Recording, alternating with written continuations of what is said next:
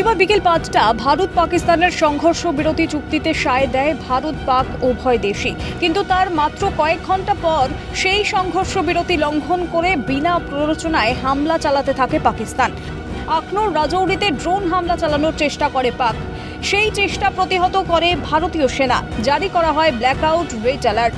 রবিবার সকাল থেকেই থমথমে কুপওয়ারা, সাম্বা, উরি, বারামুল্লা ও রাজস্থান। যদিও রাতভর আর কোনো গোলাগুলির শব্দ পাওয়া যায়নি বলেই খবর।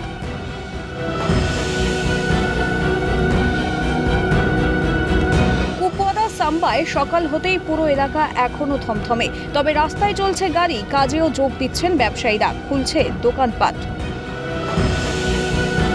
রাজস্থানের পোখরানে প্রচুর সংখ্যক ড্রোন নজরে আসতেই প্রতিরক্ষা ব্যবস্থা তাদের ধ্বংস করছে।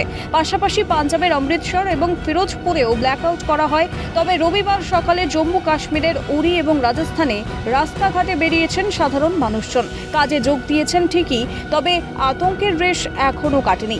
ক্যালকাটা নিউজ।